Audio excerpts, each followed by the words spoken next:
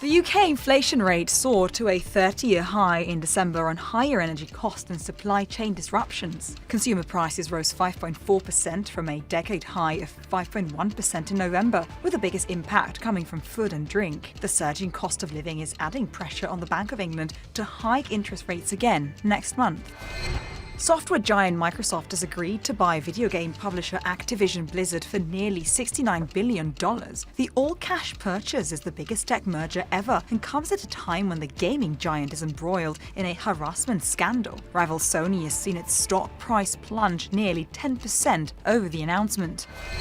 And Turkish mobile games developer Dream Games has secured $255 million from BlackRock, Index Ventures and other investors, raising its valuation to $2.75 billion. Meanwhile, another Turkish gaming startup, Spike Games, has also raised $55 million in seed funding, the largest early-stage investment in the country.